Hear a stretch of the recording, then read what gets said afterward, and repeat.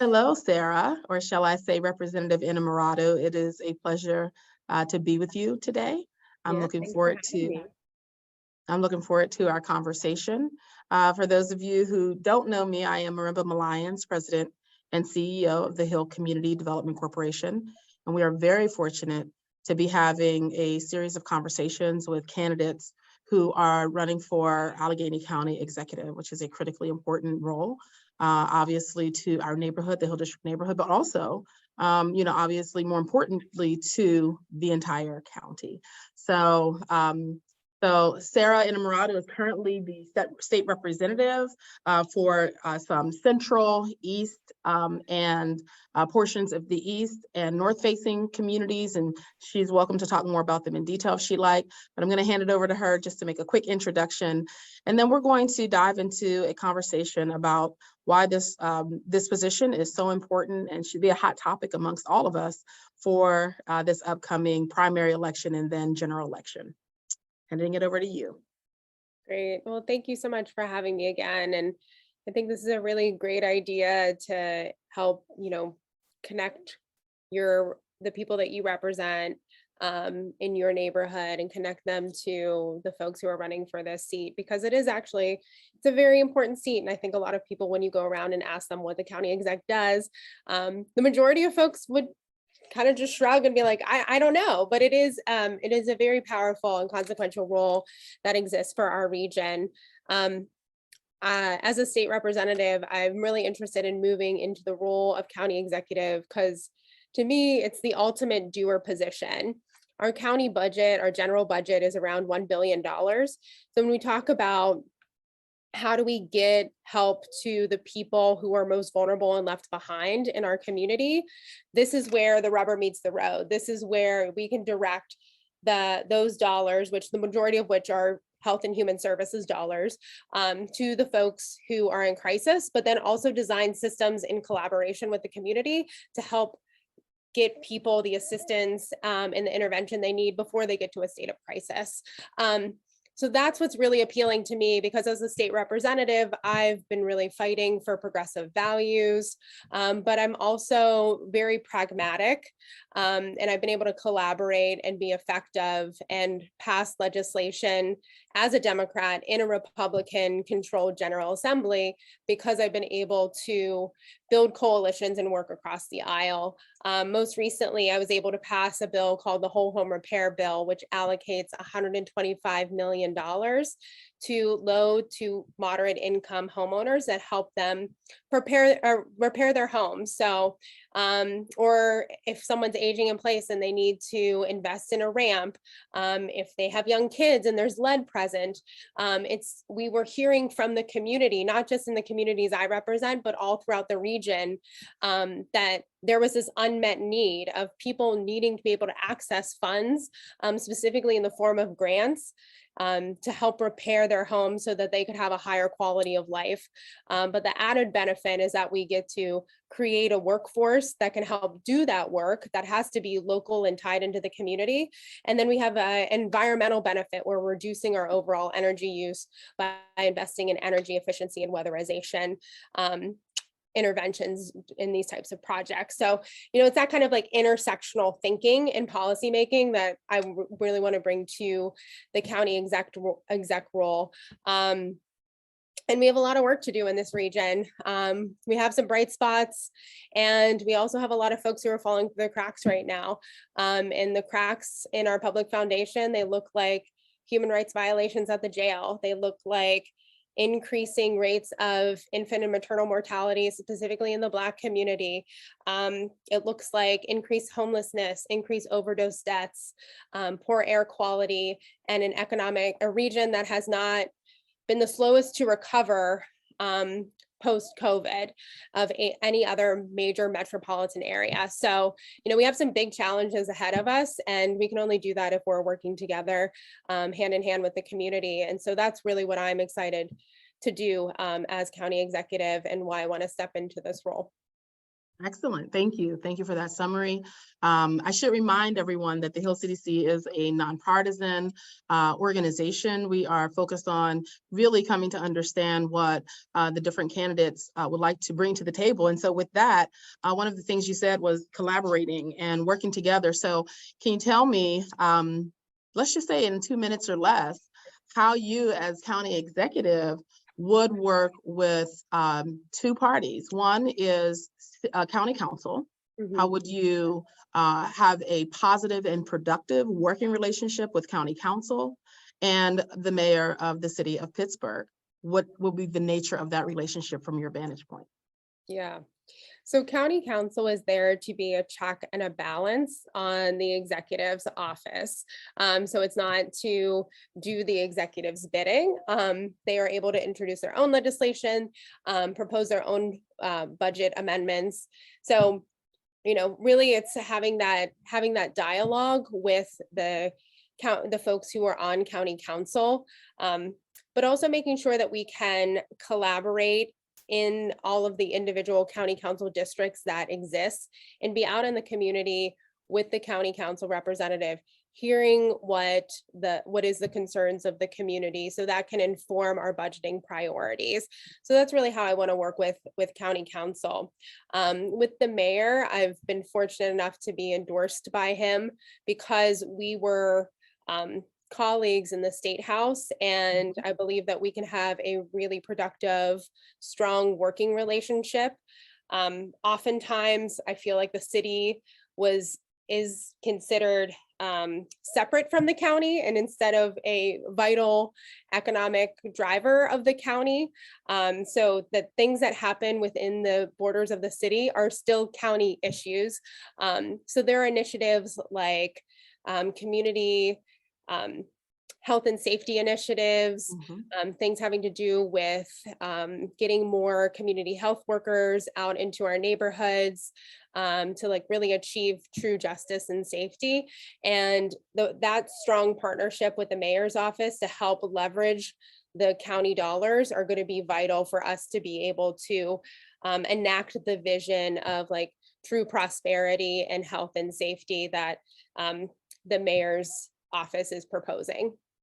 Okay, great. And how will you operate just as an executive at the county level with neighborhoods directly? I think a lot of times for neighborhoods, there is kind of a more distant relationship with the county executive, and yet we exist within the county.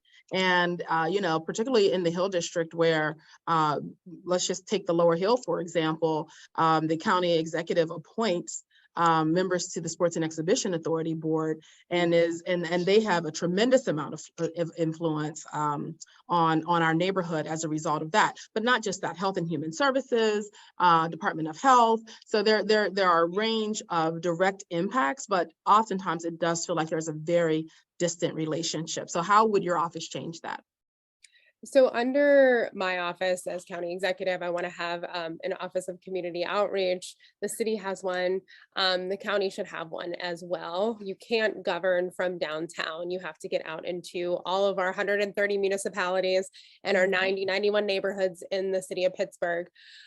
So I would really want that office to partner with the city to ensure that we have a pulse on what's not only going on in the community, but the community and the resident organizations have access to our office to be able to ask questions and be able to, offer feedback or suggestions or be able to access the resources that the county has available to all residents of this region, as opposed to just, if you live in the county versus the city. So really wanting to create that office, partner with the city, get out into the community, and really hear what folks' priorities are, and then be able to deliver, be honest in what our capacity is, right? Because you hear a lot when you go into the community, and not everything can be made into reality. But being able to have that two-way dialogue is the way that you build trust in our institutions, specifically ones that are publicly run and supposed to be in service of the public good. That two-way dialogue needs to needs to exist between the residents of the county and the person leading the county. Thank you. So speaking of the people in the county, let's talk a little bit about economic development and specifically around jobs. Mhm. Can you tell me a little bit about, I mean, we still struggle with underemployment in the Hill District. In some parts of the Hill District, we still have considerable unemployment. Oftentimes that is connected directly with the public housing areas of the neighborhood. What kind of inventive ideas will you bring to office to ensure that that everyone has an opportunity to participate in the workforce at the level necessary and can earn the kind of wage necessary? And I'm going to ask you a follow-up question to that, which is, how do you get the jobs filled that are vacant? Yeah. Well, that's a big issue, and I'll start there first. I was just actually at the Energy Innovation Center earlier. Well, I guess it was last week. And we were doing a symposium on clean jobs and the opportunity that building up a green economy has for our region specifically, and how many jobs it's already created and the potential for more, and ensuring that those types of programs include folks who have been left out of the workforce for far too long. And the Partner for Work representative on the panel gave a statistic that said, it was, I think, for every unemployed individual, there are 1.6 open positions. So I keep hearing from employers that are like, we can't find people to fill these positions. And when you start to like section it off, some of them are really well-paying jobs. So in family sustaining jobs. So we just need to be able to, upskill individuals so that they can go into those positions. There are other employers who are saying we don't have enough people, and you kind of look at the hours, the wages and things like that, and was like, well, you probably have a little bit more work to do on your end as an employer to make this job position more attractive to people. But we put up a lot of barriers to employment, and we need to think about, we as a county exec, we need to work with employers and saying like, where can we push to remove those barriers? And those barriers exist in the form of, drug testing and, writing people off because they have a, criminal background or something like that. So we need to look at like how we can, work with employers and make sure that we have these opportunities to be able to hire folks who have been through the criminal legal system, or folks with medical marijuana cards or like, so that they can, find employment. But there are a lot of other barriers that exist, like childcare, transportation. So as the county executive, like we need to think creatively of how we're providing scaffolding in the form of, better access to transportation from at all hours of the day, because jobs happen around the clock. So how do we move people from where they live to where they work? How do we provide childcare, again, that is that meets the needs of the hours that people are being asked to work? How do we subsidize that? How do we make it convenient for folks to be able to access, those types of amenities that are necessary to be able to enter the workforce in a meaningful way? We have this, another piece is that we have this like great infrastructure through CCAC, right? And that's an asset that we have as a county.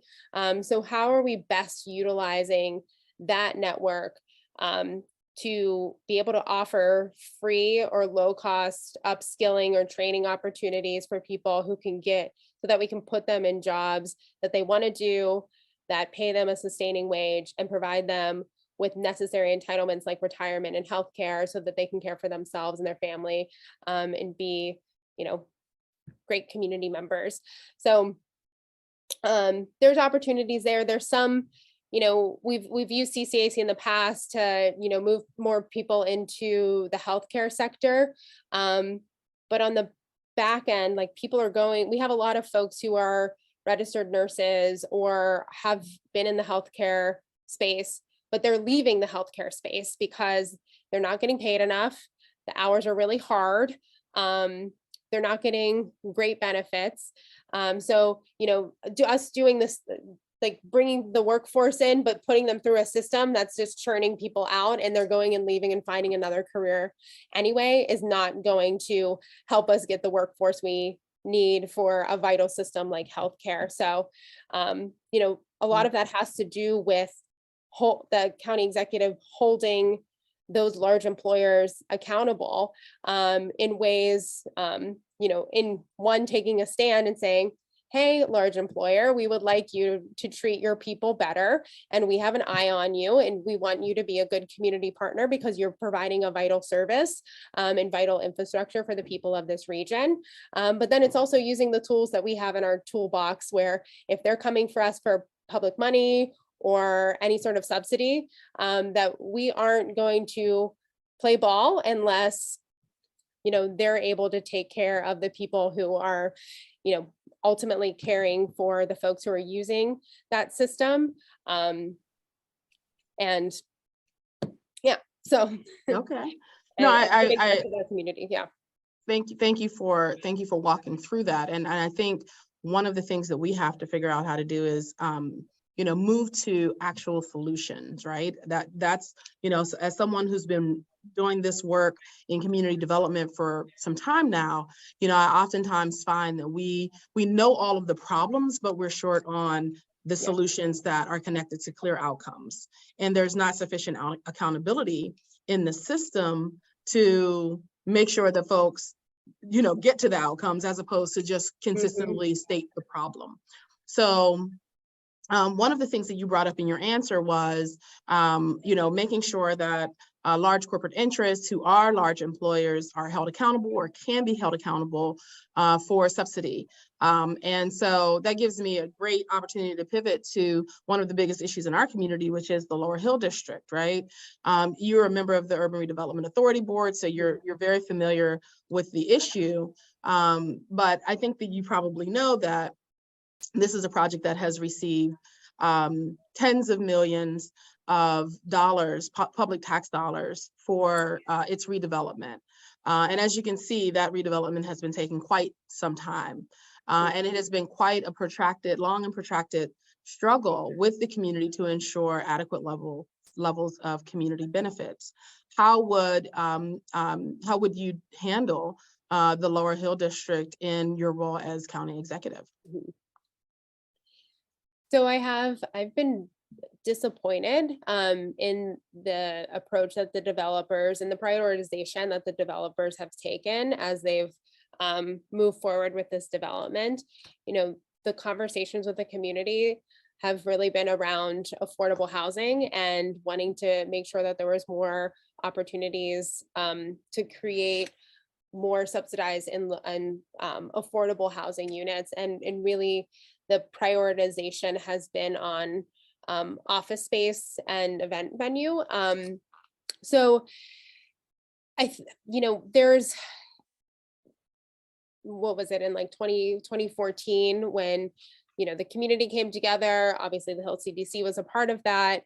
And you crafted the CSIP that, making sure that those benefits for the community that were outlined in there can be attached to any sort of option or terms agreement, right? Like, so when we're saying we're going to award you public subsidy in whatever form that looks like, whether it's financing, whether it's access to public land for development rights, and everything in between, that, as the county executive, county government is saying there must be a clear and explicit and enforceable community benefits agreement attached to this, so that we know that there are legal mechanisms that we can hold, that developer actor accountable as they move forward with that development. Because I think when we think about economic development, we think about infrastructure, or we think about buildings, we think about shops and retail space. But it's about people too. And we can't leave out that conversation around human impact and how humans are going to be impacted by a development, how they're going to interact with it, and what the long-term consequences are, both positive and negative. You have to consider that holistically when we're prioritizing how we're using our very vital and limited public dollars and encouraging economic development and growth. Thank you. Can you illuminate a little bit on how you will approach appointments to boards? I had mentioned earlier that the county executive and the mayor co-appoint to boards like the SEA, and then there are a range of commissions and boards that the county executive is responsible for. But it's not always very transparent on how those appointments happen. And I think oftentimes those are some of the reasons why we are not getting new perspectives and fresh voices in our city, in our county, in our region. And so can you speak to what your philosophy will be and how you will approach appointments to boards and commissions? Absolutely. And you need to have a balance between people who have the expertise and the experience, but then also people have the wisdom of lived experience of interacting with a system or an organization or a board or authority. So for example, with PRT, which is a Pittsburgh Regional Transit, formerly Port Authority, to have someone on that board that is a daily rider of public transit, or a student at PPS who has to rely on transit to get to and from school and after school activities. Those are types of perspectives that are extremely valuable when it comes to appointments to these boards. So really considering that, like looking at the scope of who we currently have on and what's missing, and how we ensure that lived experience is represented across the different boards and authorities. I also want to have a more public facing opportunity for people to nominate themselves or others for boards and authorities. Actually, if you dig deep on the county website, you can find a list of who's on boards and authorities. It seems like it has not been updated for quite some time.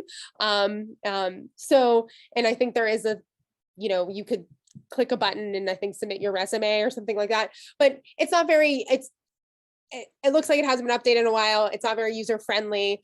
So ensuring that, there is something that is very user friendly, that it's responsive, and updated regularly so people understand who's on the board, how they can get on the board, how they can nominate their neighbor, their coworker to be on that board or authority. And then ensuring that, we're communicating as the county exec's office, so that folks know what's open, when it's open, and who we're considering for that. Outside of the process that it currently takes, which is you write a press release, they get submitted to the county council reviews, then they do it during their meeting, and then that person's appointed. So. Great, thank you. So I think, to that point, right, that they're there, but they're not always easily discoverable, right? Or you can submit, but you got to know how to get on the website and find the right place to actually submit. One of the things that I can say has absolutely been a challenge on a community and a civic engagement level is post-COVID, kind of Zoom world has really locked us into this. If you can get on the Zoom link, right, then you can have a voice. If you can register 2 hours before a meeting, then we might consider your testimony, right? And a lot of government just hasn't opened back up. A lot of folks are still working remotely. A lot of commissions and boards never came back to live meetings. And so it's very difficult. In fact, there's a resident who is now passing around a pledge for elected officials to sign because they want to make sure that the elected officials are representing the people, right? And that officials are representing the people. And I think that there is a lot of frustration around access to to the people who are making decisions. And as someone who frequently goes to these types of hearings, I can tell you that it's never been worse. So what will you do to ensure that the people are heard and that the people are represented? Because after all, it's the people who vote. Yeah, absolutely. And, you know, people deserve that transparency and that honesty and that access. A wise friend once told me that progress moves at the speed of trust. So we government, whether I'm wearing my state rep hat or, hopefully county exec hat, we ask a lot of our community, and we make this, you have all put the trust in us to make decisions on behalf of the community. So we have to repay that trust with access and transparency. So, I think it's having, some of it's really basic, is like making sure that we're posting things ahead of time, that we have a website that's user-friendly and accessible, that folks who aren't online, that we have written materials that are updated regularly and spread around the county. I will say the thing that the county, I think, does well is that they do like a senior resource book that they put out annually. It's like the white pages for all the senior resources. And I always know where to find them, and they're always at my senior centers. So, things like that, but on a more regular basis, so people know when there are public meetings and how to participate in them. I get that there's a balance between like having to stay within the confines or limitations of the time for a meeting. But there should be more opportunity for people, if they cannot, be present and submit a 2-minute, speak for 2 minutes, that there's opportunity to submit written comments, both digitally or in writing. And, that feedback can be processed and available to the public. I was just reading a report from the county economic development website, one that I'm really interested about, which is about the gaps that exist in our availability of shelters and affordable housing. And, I was reading they have to write their process on, they had a meeting, there was a public comment period and things like that. And they were like, there were no public comments. And, that should, like, if there's not a public comment on a public facing document, that should be viewed as a failure of the ability to reach the people who probably had something to say about a report or a plan or a development that is in the purview of not only county government, but all of the board, all the different boards and authorities and commissions that exist. So, really getting together with the community and exercising, I've kind of laid out some of the things that I'm thinking about off the top of my head, but, there's probably more ideas out there in the community, and like happy to consider them and, figure out how we deploy them. Great. So when we think about what's happening in our region relative to violence, we know that there's been a spike in all sorts of violence, including but not limited to gun violence. Yeah. And we also know that there's been a spike in youth related crime and activity. Can you give me a sense of how you would respond to that? And even more importantly, where you stand on having a facility specifically for young people versus the county jail, and or whether or not you think that young people should go to the county jail. Where are you on that? Youth should absolutely not be in the county jail. That's a recipe for disaster, and we're setting them up to be traumatized and, create more barriers for them moving forward. So that should absolutely not happen. To the conversation around, a youth facility, I want the conversation to be around young people and what do young people need right now. Well, they definitely don't need to go to the county jail. There are circumstances where they need to be held faced before a trial. So there should be a small facility for that so that they are separate from adults at the Allegheny County Jail. But when we're talking about reopening a center, but making that part of, you know, a criminal legal system, like that's just something that I don't think building a big facility with beds that incarcerate youth is a good idea. You know, you can have a small facility for, you know, like I said, for folks who are going through the criminal legal system at the moment and maybe pose a threat to themselves or the community. But there's a lot of kids who are crying out who like need other resources and can't access them unless they're a part of the criminal legal system. And that's doesn't make any sense. People should be able to access resources when they need them. So as far as opening up a new facility, there could be a facility that isn't part of the criminal legal system, that is youth focused, trauma informed, that, you know, is there for kids who, you know, get pushed out of regular systems, like a public school system, and, you know, are there to offer, you know, long-term supports, resources, mentorship, activities, and the like. And that's, you know, that can be informed by a lot of the work that's already happening with like the Black Girls Equity Alliance, with the Pitt School of Social Work. There's all of these groups that are already thinking through, what does it look like? What do our youth need? And how do we build the infrastructure around them so that they can get the resources and connections and community that they need to be successful and to be healed and to be connected with their community.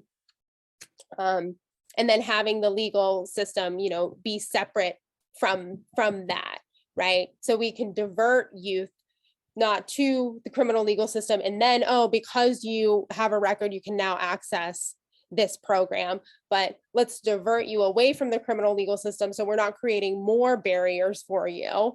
But, you know, having a youth-centered criminal legal system separate from that facility is ideal. Okay, and so how would you go about leading through that solution? So again, it's listening to the community. There's work, there's research, there's people who are already working in this space. So how do we make sure that we're, as the county executive, directing resources so that that facility, that infrastructure, those supports, that community-based care can be built, again, but centering best practices, the voices of the community, and also the youth who have either been through the system before, and youth that are actively asking for these types of resources. So, you know, I view the county exec's role as facilitator of, you know, using that platform to then build in the shared vision of a community. Okay, thank you. So I noticed that in the county budget, the DHS portion of the budget, so to speak, is almost maybe half of the entire budget, Absolutely. which in theory, I think is a very, very good thing, right? We all want to be human-centered. But when we look at the condition of the Black community in our county and the conditions in which, you know, mothers and families are facing, in particular, like the Black infant mortality rate being one of the highest, it makes me wonder how those services are being directed and measured at the county level. So if we're spending that much towards the solutions that we need from a human perspective, why aren't they working? And is money really the issue, or is it a different issue? Is it the way that services are being administered, or is it something else? And so I'd be curious to know how you would, you know, ensure that where the money is, that there's also impact there. So we'll first talk about budgets, which seems probably a weird right turn from the question. But the way that we budget now is we look at line items and we increase them year over year. So the perspective that I want to deploy at the county exec level is priority-based budgeting. And what that means is we kind of zero out everything. Like we obviously have pass-through monies from the state and federal government that's there, but like our budget that we manage is and look at doing priority-based budget. We zero out everything and we say, what's our vision and what are the outcomes we want to see? And then how do we craft our budget based on allocating dollars towards those outcomes and those initiatives, as opposed to saying, well, you got this many dollars last year, so we're going to increase it by 5%, right? And really taking on this new form of budgeting. And when you do priority-based budgeting, you also have to figure out where you can, at what points during that budget can the community intervene and you can have community dialogue. And I use community in the broad sense in that it includes, resident town halls, but it also includes conversations with service providers. DHS's budget is very large. A lot of it is, paying service providers and ensuring that, there's, instead of creating an environment where there's competition for limited resources, how are we really collaborating and ensuring that we're not duplicating services, but we're working together to achieve those outcomes that are defined by the best evidence that is out there in research, but then also what we know is true with the lived experience that residents and these community groups are sharing. And so, yeah, and we have, so having that approach will help us figure out where are we spending the money, how do we spend it more effectively, and how do we get the outcomes that the communities, especially Black and Brown communities that have been harmed actively and been left behind in a lot of these budgeting conversations for a long time, get the outcomes that they deserve, that we all deserve as a region, because we all deserve to be safe, happy, healthy, regardless of where we live and where we come from. So, taking that approach will help.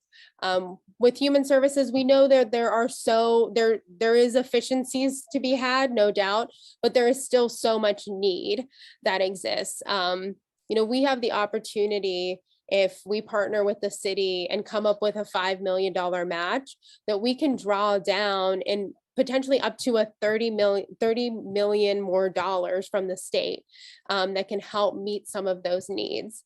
Right now, we're doing a pilot project, or the county is doing a pilot project on offering free and reduced fares for a select group of people. That's something that we know, if we can offer free fares to folks who need it, that's good. That's good economic development policy. It's good for the mental health of that individual. It's good for their access to employment and grocery stores and doctor appointments and everything in between.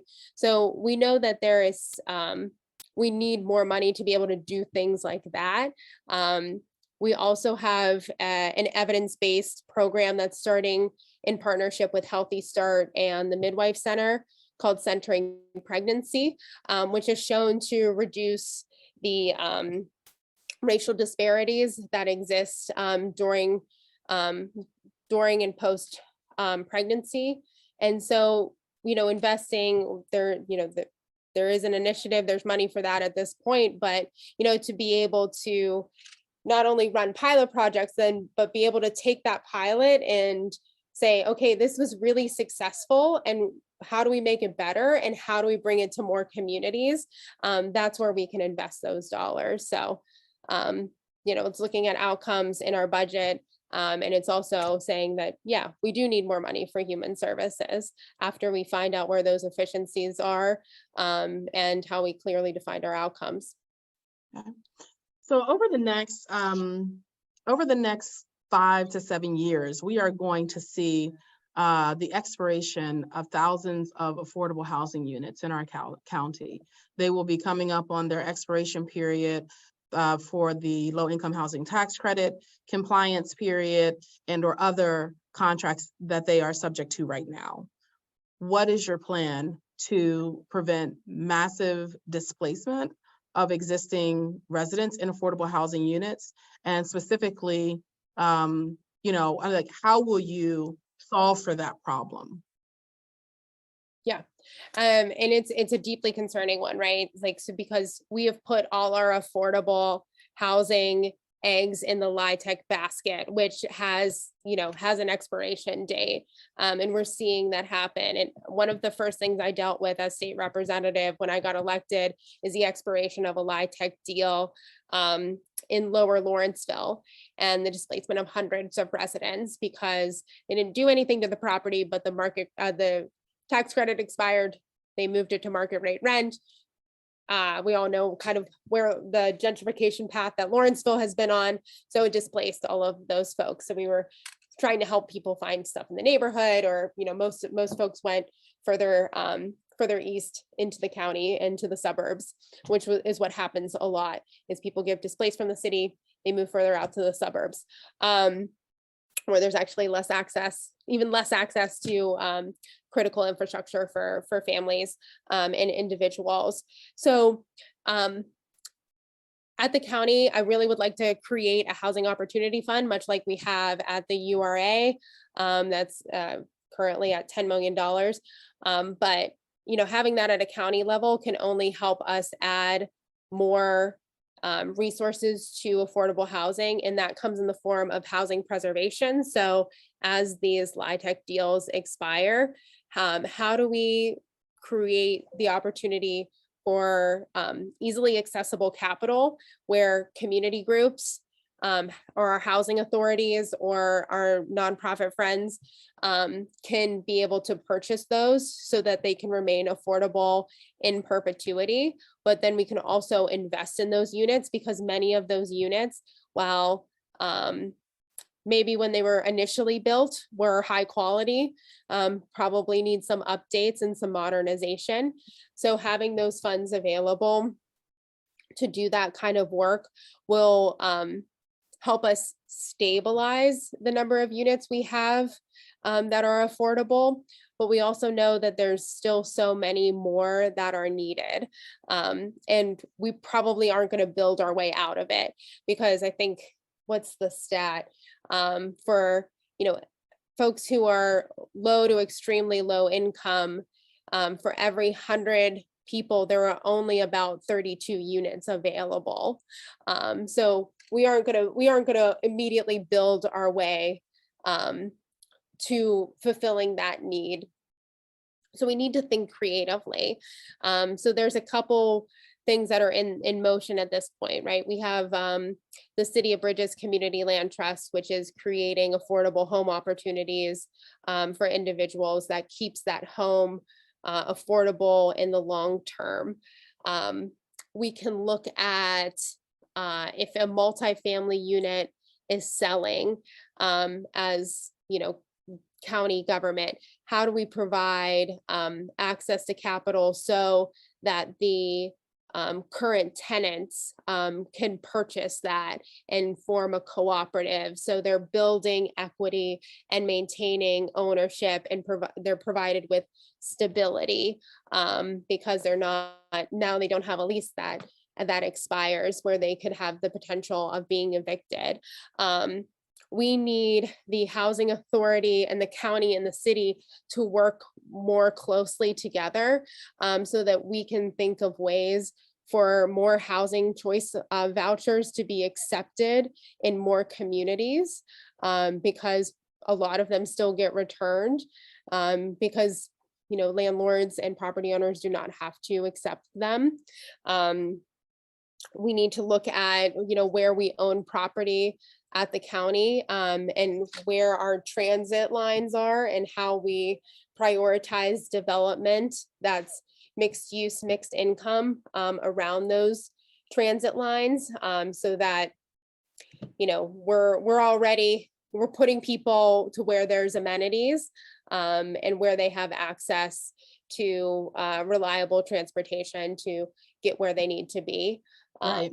So So that, there's a lot of, so many possibilities that we have the opportunity to deploy. It just is going to take collaboration and creativity, and innovation, because the good ideas are out there, and the need is great. And, we just need the platform of the county executive to convene all of those things and help find the resources to deploy them.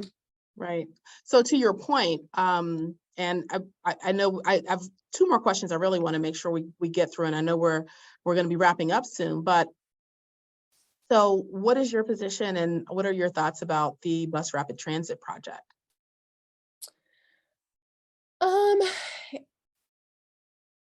I think that bus rapid transit is a great idea. Rail is really expensive to build out, but bus rapid transit can help us move people more efficiently around this region, and not have to, get stuck in traffic like cars. It also provides an incentive for people to take the bus as opposed to ride a single vehicle. I don't have all of the details for why we made the decision to do bus rapid transit between, where we're building between Oakland and downtown. But it seems like it was very expensive, and it became more of an infrastructure project as opposed to a truly transit project, which is concerning because while there's being a lot of money being invested in this specific bus rapid transit line between Oakland and downtown, there's a lot of folks who are, live in the suburbs and surrounding areas that aren't able to connect to job centers and vital resources. So, again, I didn't have all the information, so I don't know what the decision-making process was. But that's kind of a concern that, has floated to the top of my mind, as I looked at that project and how it came to fruition. Right. So just for context, for anyone who's not familiar with the bus rapid transit project, it connects downtown to Oakland, which is our central business district, to our knowledge center. And it cuts through the uptown portion of the Hill District.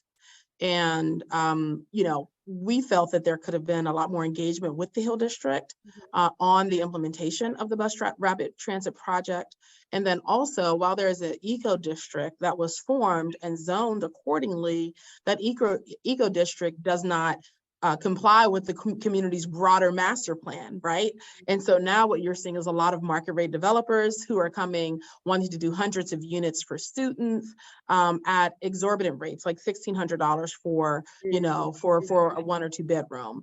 And so while transit is very, very important to our region, we really need to solve the complex issues that we have around transit and mobility. The way that we do it has to be thoughtful so that we are not advancing the kind of gentrification that we are seeing right now in the uptown portion of the Hill District, because that only puts greater pressure on the rest of the neighborhood. And so I think that that's something that can be more thoughtfully done by ensuring that key stakeholders really are involved and that residents are deeply engaged, and not just the residents that live along the bus line, right? But the residents who are also in the broader neighborhood, and that investments are happening equitably. And to that point, because I know we're out of time shortly, I do want to ask, I have 3 quick questions. If you can give me 1 minute for each question, that would be excellent. The first is, how will you ensure more equitable investments from the county when it comes to county grants into neighborhoods and projects that are in the county, and specifically in Black communities? So with money coming out of the county, we need to have an open and transparent RFP process, because at this point, it seems like, awarded dollars just kind of pop up. without there really being a call for proposals for those dollars.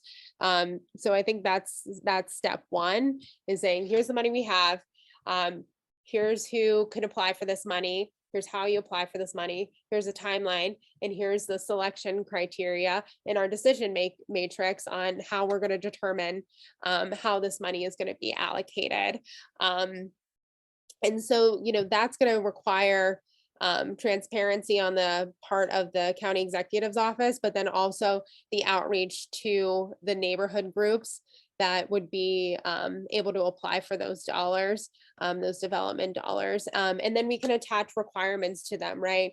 Looking at minority-owned businesses and looking at how many are involved in that.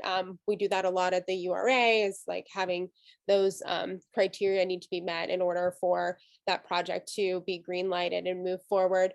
So, looking at different indicators like that and attaching them to these public dollars in a very explicit community benefit is, how I would want to move forward with the way that we're doing development and how we apply the lens of equity to it. Excellent. Just two more, and this is going to be quick fire, right? So what are the top 3 things that you plan to do for seniors of the Hill District and other neighborhoods like the Hill District? So one is to deploy the whole home repair program and get more sustainable funding for it. So while I was able to pass the legislation, secure that money at the state level, we still need to come up with a long-term funding source for it, and it needs to be deployed in the community. So ensuring that it hits folks, especially our seniors who are aging in place, and they're able to, have a high quality of life as they're, relaxing and being great neighbors to us. It's looking at how we're deploying the infrastructure necessary to have, vibrant, walkable, and safe neighborhoods for our seniors.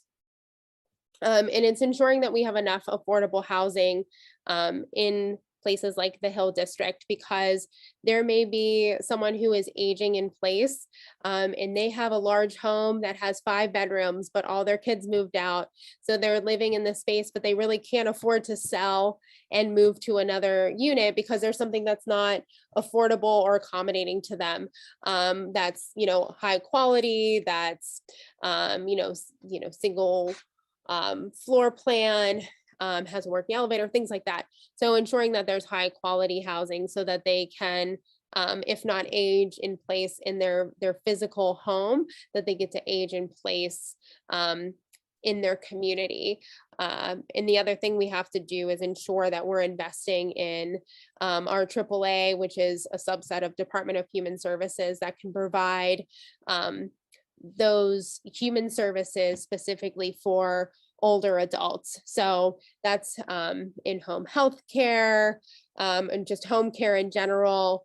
It's access if, if someone has a need and they need to be able to access services, that we can deploy folks from the Department of Human Services into the Hill District and other communities so that they can interact with our seniors and get them connected to all of the resources that are available to them. So again, they can live a high quality of life that is connected to their community. Okay. And what are the top 3 things? You may have to go a little faster. What are the top 3 things you're going to do for Hill District children? So one, we're going to draw down that $30 million and we're going to invest it in youth-focused initiatives that really meet the needs of the kids who are in the Hill District. So, that's a lot of like out of school time and investment in sports, investment in STEAM and out of school time programs. We're going to use the Office of the County Executive to convene all of the different stakeholders in the education space, the out of school time space, in the community service provider space, to figure out how we move kids around the region, because kids in the Hill district probably aren't staying in the Hill district their entire day. They might go to school, across town. They might have an after school program that's in another neighborhood. And a lot of, especially the teens, are relying on public transit to do that. So we need to figure out how we're connecting transit with, other school buses, vans, things like that. So we can move kids efficiently so that they have, we're removing any barrier that stands in their way to be able to access high quality programs around the clock. And then, we also want to ensure that, our violence interruption programs are available to communities across this region. Again, that's an initiative that the Department of Human Services invests in, because I want to make sure that kids, see an opportunity outside of a life of violence, and that, if that is something that they're involved in, that they know that there's love and support and mentorship available, and that we are investing in those types of programs that we know work, that are run by trusted community members, because it doesn't work if you just plop someone in from outside into a neighborhood, but we're really working with the community groups and bolstering the work that is already going on, and we know that works. Excellent. Thank you for your time. I do want to give you an opportunity to answer a final question, which is, what makes you the leader that Hill District residents and folks from other communities like the Hill District should choose? If you don't feel you've covered it, if you feel you have, then that's fine too.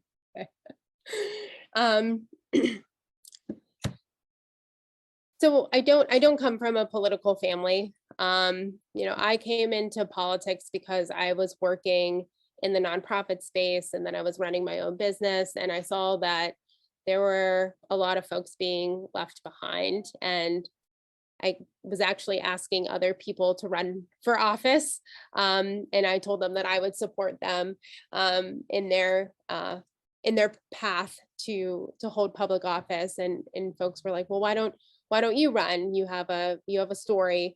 And my story is that, I grew up in the North Hills. I lost my dad to the opioid epidemic when he was in and out of rehab. My mom, my sister, and I left him, and we went from having a really stable and safe home to really having that taken away, and moving around quite a bit. And I saw, if I could come from a well-resourced community in the North Hills with my level of privilege, and end up in housing instability, and watching my mom struggle to pay the bills every month, that precarity must exist far many places that I had not been as a young person. And so that's really, that lived experience drives a lot of my perspective and my work I was doing in the nonprofit sector, and what I continue to do as a public servant. And I want to be able to move into this role as executive, because I have built those relationships at all levels of government, from the federal level to the state level to the local level. That's going to allow me to convene the offices necessary to move towards a common vision of creating a region where we all have the opportunity to thrive and to be connected to our government and to share in the prosperity that comes to our region. So that's why I want to be your next county executive. I look forward to folks viewing this, and please, if you have any questions, you can visit saraforall.com. We have more details on our policy points, but you can reach us at hello@saraforall.com, and please send us feedback, send us anything we miss. If you disagree with us, let us know. That's okay, right? Because that's, you're never going to agree with someone 100% of the time. But that's where we need to, as elected officials, have a little bit of thicker skin, make sure that we're sharing where we stand, but also being willing to hear and take in feedback from the community so that we can be better public servants. So thank you for the invite for this, and thank you for your time today. Thank you, Representative Innamorato. I've enjoyed our conversation. All righty. Thank you for your time. Appreciate it. Goodbye.